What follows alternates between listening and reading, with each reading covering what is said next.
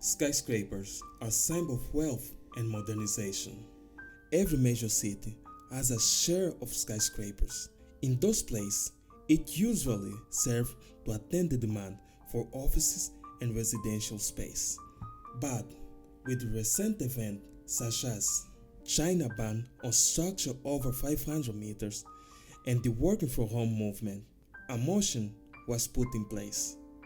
The investor, the final users, and the governmental organization are starting to question the practicality of skyscrapers, especially if we take into consideration that whenever freedom is given to architects, practicality becomes the least of their concern. In this video, we will look at another side of skyscrapers, such as construction costs and maintenance costs, and whether they are the best solution for the problems. Cost of building.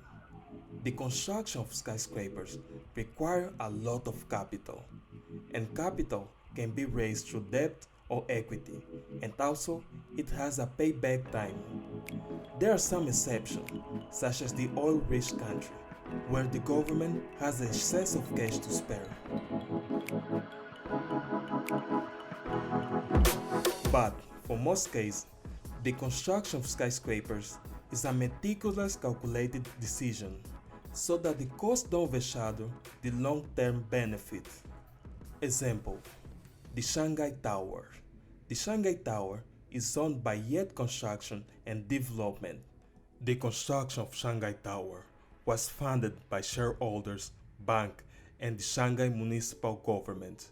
The tower had the estimated construction cost of $2.4 billion. Even though it's the tallest building in China, the building looked half empty during the night.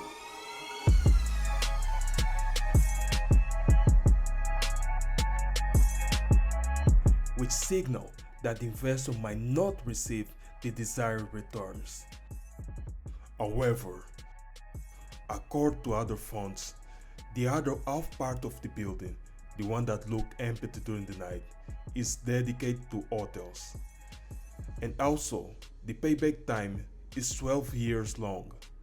In other words, it's a long-term investment, which is a model that might not work in the West. Now, let's leave East and go to the West.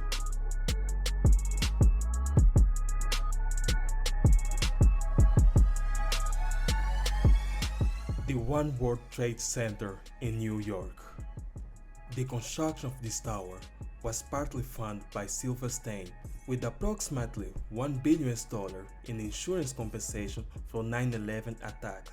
And the state of New York provided additional funds, approximately $250 million. And also the Port Authority agreed to give another $1 billion. Despite of that, the estimated final cost was around $3.9 billion. And according to other sources, the building is still 20% empty, which is not very common for New York. Maintenance cost. When you buy a car, your first concern is the price and all the initial costs that come with it. And your second concern is the ownership cost, such as fuel and maintenance. And the premier is the car, the higher is the price tag and the ownership cost. This same principle is also applicable in the real estate industry. The taller is the skyscraper, the higher is the bill. Skyscrapers are pleasant to the eyes and tough to the wallet. The maintenance cost includes everything that makes the building functional. It can start from basic utilities such as water, electricity, and internet to more complex ones such as lift maintenance, which is the main technology that keeps such infrastructure possible. Without a working lift, people will have no choice but use the stairs, which is not a practical solution for someone that lives in those buildings. Second, windows cleaning. In high-rise buildings, the tenant cannot just go outside and clean the windows themselves. This task is usually performed or done by a specialized company. Third, garbage collection. For a normal infrastructure, it's just a simple task. You go, collect the trash, and put in the bin, and then later on someone will pick it up. But for high-rising building, you will need professional to do it properly. Fourth, disinfestation. Where there's human, there's food, and where there's food, there's animal. Or it just attract animals and insects, such as the famous mouse of New York. For that, high-rising building will need professionals to chase those animals and insects, or just to catch them and avoid that they come back again. It's a real cost in New York. And those are just some of the cost of ownership for skyscrapers. But if you add tax in the mix, the final bill will be astronomically higher. To deal with those costs and time-consuming activities, usually the owner of the building contracts a dedicated company to manage the infrastructure and take care of the maintenance. Then this company will transfer the cost to the tenant or landlord. This cost is known as service cost, and it is usually charged based on square meter. Now knowing all this, it makes us question whether skyscrapers are the best allocation of resources. The answer for this conundrum is yes and no. There are some cases that high-rise building is justifiable, such as in high-density areas with limited land. And there are other cases where high-rising buildings is not justifiable. It is mostly a manifestation of ego, national pride, and it's not based on reality, let alone necessity.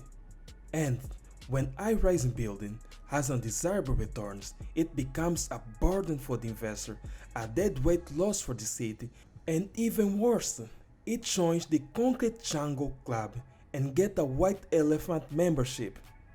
Thanks for staying around, like and subscribe, and listen to some high-rising buildings or skyscraper suggestion. Just listen. The tallest occupied building, the tallest twin towers, the tallest residential building, the tallest around building, the tallest round building, the tallest building with a boat above, the tallest swing building with a boat, the tallest triple building with a boat, the tallest building with a circle in the middle, the tallest hotel, the tallest building with a circle blue swimming pool and above, in the middle, and the elevator. That's a fantastic idea. The tallest blue building, the tallest green building, the tallest red building, the tallest red, blue, and green building, the tallest triple connect building, the tallest triple connect building with a swimming pool and a boat. You know what? I think we ran out. We should try other things like underground and underwater. The tallest underwater building, the tallest underwater building with the volcanoes, the tallest underground building with bugs, the tallest ocean underwater building with a drinkable swimming pool, the tallest float building, the tallest volcano building, the tallest forest building, the tallest desert building, the tallest building in Mars, because we ran out of idea in the planet Earth. But anyway, thanks for staying around. Give your suggestion below. Or just email. No, don't email me. Don't text me about this.